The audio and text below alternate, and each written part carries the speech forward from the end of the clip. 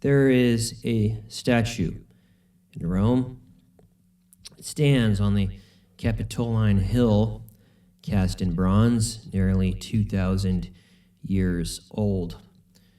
It depicts a man on horseback, his arm outstretched in a gesture of authority, his face calm, his posture assured.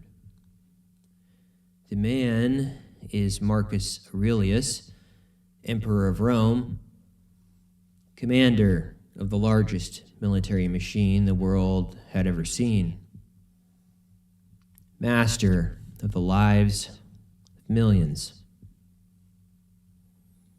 He wrote a book, not for publication, not for posterity.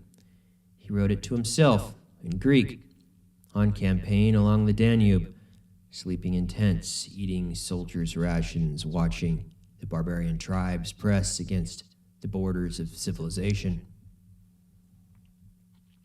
He called it ta eis hoiton. To himself, we call it the Meditations. The first line of the first book is not a command. It is not a declaration of power. It is a list of debts. First is, from my grandfather Verus, nobility of character and even temper. From my father, modesty and manliness. From my mother, piety, generosity, and abstinence from evil thoughts. From my great-grandfather, to have had teachers in my own house. From my tutor, not to support the greens or the blues, to endure pain, to want little. Page after page, he thanks the people who made him, his teachers, his family, the gods. He thanks his brother for teaching him to love truth. He thanks his adoptive father, Antoninus, for teaching him to govern without arrogance. And then, in the second book, he writes this: when you wake in the morning, tell yourself, the people I deal with today will be meddling, ungrateful, arrogant, dishonest, jealous, and surely they are like this because they cannot tell good from evil. But I have seen the beauty of good and the ugliness of evil. I know that those who do wrong are still my kin, and I know that none of them can harm me, for no one can involve me in what is degrading. This is not a man who believes power protects him. This is a man who believes that only virtue protects him. And virtue is not inherited, it is not conferred, it is not a function of office, it is a function of attention. Marcus learned his philosophy from Epictetus, though they never met. Epictetus was a slave, Marcus was an emperor. Epictetus dictated his lectures to a student, Marcus read them in his tent, but the doctrine is the same. Some things are up to you, some things are not. The emperor, like the slave, has no control over the weather, the barbarians, the plague, the opinions of his subjects, the loyalty of his generals, the health of his body, or the hour of his death. All these are indifferents. They are not good or evil in themselves. They are simply the raw material upon which the will operates. So, what is good? The virtuous choice. What is evil? The vicious choice. Everything else, fame, wealth, health, power, pleasure, pain, poverty, obscurity, sickness, death, is neutral. It can be used well or badly. It is not the thing itself that matters, it is what you do with it. Marcus writes, remove the judgment, and the I am harmed is removed. Remove the I am harmed, and the harm itself is removed. This is not denial. It is not a refusal to acknowledge suffering. It is a refusal to add suffering to the additional weight of moral condemnation. Your leg is broken. That is a fact. It is painful. That is also a fact. But the judgment, this is a disaster, or this is unfair, or this is the worst thing that could happen, that judgment is optional. You can withhold assent. You can refuse to treat the broken leg as an indictment of the universe. The leg remains broken, the pain continues. But you have not doubled your suffering by adding indignation to injury. There is a passage in the Meditations that captures this with terrible clarity. When you have done a good act and another has been benefited by it, why do you still, like a fool, look for a third thing besides the reputation for having done good or a return? Marcus is not speaking to his subjects here, he is speaking to himself. He is the most powerful man in the world. He could demand recognition, he could require gratitude, he could punish ingratitude with execution. He refuses. Why? Because the act of doing good is complete in itself. It needs no applause, it needs no repayment. It is its own reward. This is the logic of the internal kingdom. The act of virtue perfects the agent. Whether it also benefits the recipient is not irrelevant. Marcus cares deeply about the welfare of his people, but it is secondary. The primary effect of a good act is on the character of the one who performs it. You cannot control whether your kindness is appreciated. You can control whether you are kind, and that is enough. Now we must ask a question that Marcus himself asks, though he does not answer it in the way we might expect. If the internal kingdom is sovereign, and if virtue is its own reward, what is the source of virtue? Marcus is not a relativist. He does not believe that each person defines good and evil for themselves. He believes, rather, that good and evil are objective, built into the structure of reality. The same logos that governs the orbits of the planets also governs the proper function of the human mind. To be virtuous is to be aligned with that logos. To be vicious is to be out of alignment. Marcus writes, "Constantly regard the universe as one living being, having one substance and one soul, and observe how all things have reference to one perception, the perception of this one living being, and how all things act with one movement, and how all things are the cooperating causes of all things that exist." This is Stoic physics, not Stoic ethics. It is a claim about the nature of reality. The universe is not a machine. It is an organism. It has a soul. It has a purpose. And the human mind, when it functions correctly, participates in that soul and cooperates with that purpose. This is why Marcus can say without contradiction that whatever is not good for the hive is not good for the bee. The individual is not an isolated atom. The individual is a member of a body. The health of the member depends on the health of the whole, and the health of the whole is determined by its conformity to the logos that animates it.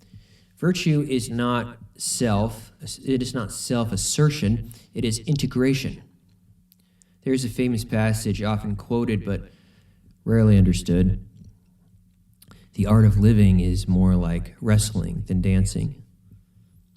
Dancing is graceful, it follows a predetermined pattern. The music leads, the dancer follows, and the result is beauty through cooperation. Wrestling is different. The opponent resists, the ground shifts. You must respond to pressure you did not anticipate, counter moves you did not predict, maintain your balance when you are pushed off balance. Marcus says life is like that. You cannot plan the choreography in advance. You must adapt, moment by moment, to the forces that act upon you. The measure of a good wrestler is not whether he falls, every wrestler falls. The measure is whether he gets up again. This is the Stoic conception of resilience, not invulnerability, not the absence of pain, not the refusal to be moved, the ability to recover alignment after being thrown. The chain remains, and the leg remains broken. The empire remains under threat, but the will remains intact, and the will and tact can choose its response to any circumstance.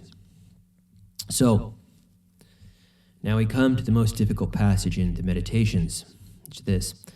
Alexander the Great and his mule driver both died. They were absorbed back into the same universal principle of life. They were dissolved into the same atoms. Marcus is not being cynical. He is not diminishing Alexander's achievements. He is making a point about scale. Alexander conquered the known world. He was worshipped as a god. His name became synonymous with earthly glory. And then he died.